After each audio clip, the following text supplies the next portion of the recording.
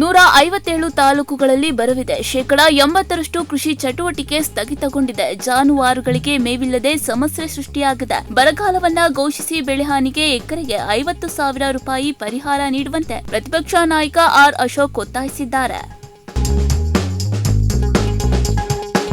BJP ನಾಯಕರ ಕಾರಿನಲ್ಲಿ long ಮಚ್ಚುಗಳಿದ್ದವು. ವಾಹನಗಳನ್ನು ಪರಿಶೀಲಿಸಬೇಕು ಎಂದು ಆಗ್ರಹಿಸಿ ಐಗ್ರೌಂಡ್ ಪೊಲೀಸ್ ಠಾಣೆಗೆ ಕಾಂಗ್ರೆಸ್ನಿಂದ ದೂರು ನೀಡಲಾಗಿದೆ.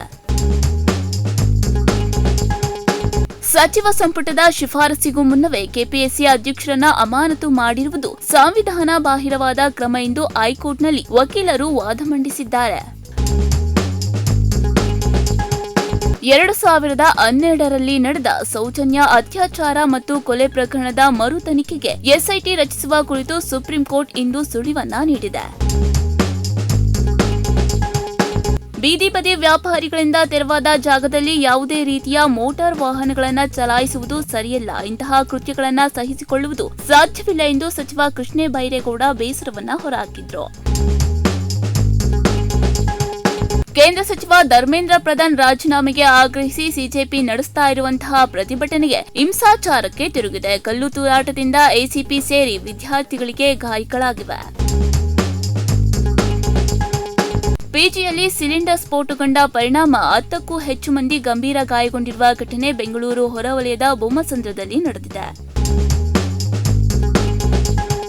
ಪ್ರಶ್ನೆ ಪತ್ರಿಕೆ ಸೋರಿಕೆ ಪ್ರಕರಣಕ್ಕೆ ಸಂಬಂಧಿಸಿದಂತೆ ಕೇಂದ್ರ ಶಿಕ್ಷಣ ಸಚಿವ ಧರ್ಮೇಂದ್ರ ಪ್ರಧಾನ್ ರಾಜೀನಾಮೆಗೆ ಆಗ್ರಹಿಸಿ ದೆಹಲಿಯ ಜಂತರ್ ಮಂತರ್ನಲ್ಲಿ ವಿದ್ಯಾರ್ಥಿಗಳು ನಡೆಸ್ತಾ ಇರುವಂತಹ ಪ್ರತಿಭಟನೆಗೆ ಬಾಲಿವುಡ್ ನಟ ಸಲ್ಮಾನ್ ಖಾನ್ ಬೆಂಬಲವನ್ನ ವ್ಯಕ್ತಪಡಿಸಿದ್ದಾರೆ.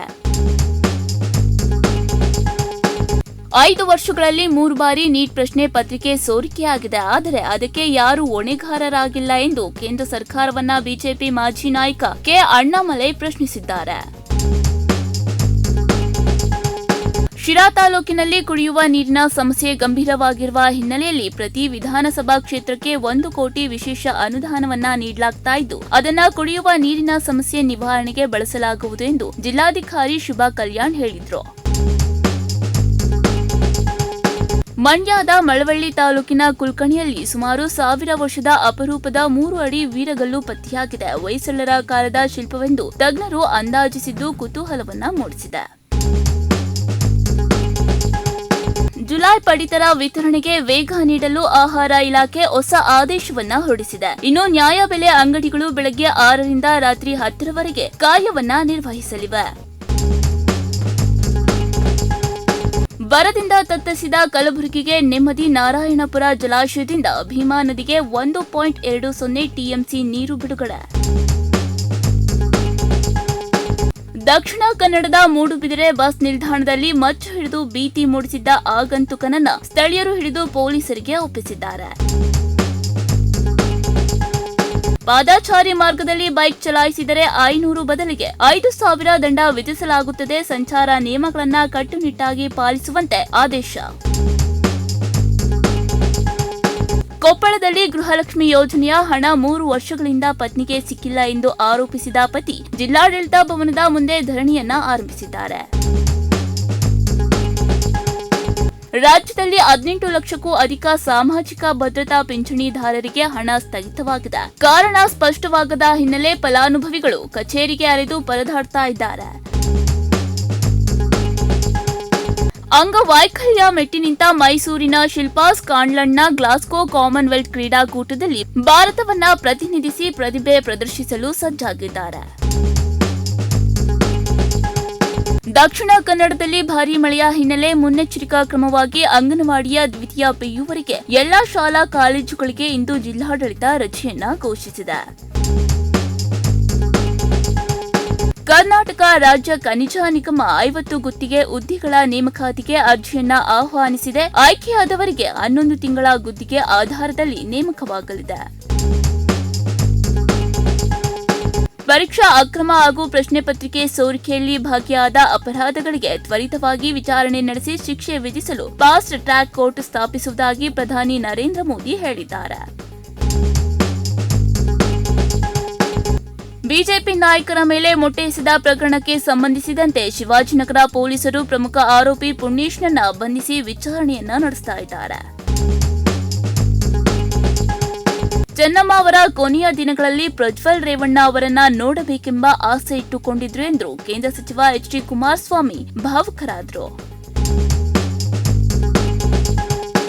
ಮರಿಗಳ ಜೊತೆ ಕಾಡಾನೆಗಳು ಸುಮಾರು 8 ಎಕರೆ ಪ್ರದೇಶದ ಕಾಫಿ ತೋಟವನ್ನ ನಾಶಪಡಿಸಿರುವ ಘಟನೆ ಹಾಸನ ಜಿಲ್ಲೆ ಬೇಲೂರು ತಾಲೂಕಿನ ಚೀಕನಹಳ್ಳಿ ಗ್ರಾಮದಲ್ಲಿ ನಡೆದಿದೆ.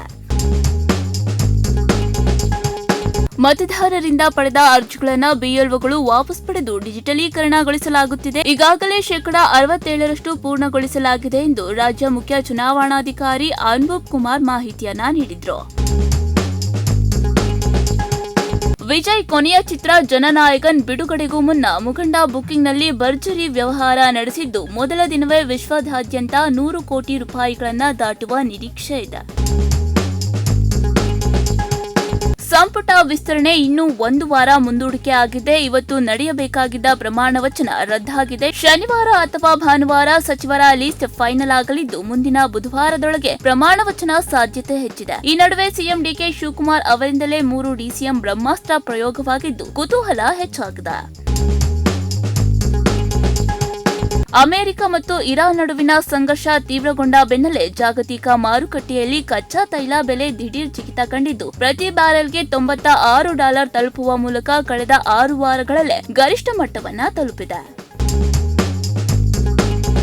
ಆರೋಗ್ಯ ಮತ್ತು ಕುಟುಂಬ ಕಲ್ಯಾಣ ಸಚಿವ ಯುಟಿ ಖಾದರ್ ಫರೀದ್ ಅವರಿಗೆ ಅಮೆರಿಕದಲ್ಲಿ ಶಿಕಾಗೋದಲ್ಲಿ ಪ್ರದಾನ ಮಾಡಲಾಗುವ ಪ್ರತಿಷ್ಠಿತ ಗ್ಲೋಬಲ್ ಸಿವಿಲ್ ಲೀಡರ್ಶಿಪ್ ಅವಾರ್ಡ್ ಒಲಿದು ಬಂದಿದೆ. ಅಮೆರಿಕ ಮಲ್ಟಿ ಎಥ್ನಿಕ್ ಕಮಿಷನ್ ನೀಡುವ ಅಂತಾರಾಷ್ಟ್ರೀಯ ಗೌರವಕ್ಕೆ ಸಚಿವರು ಭಾಜನರಾಗಿದ್ದಾರೆ.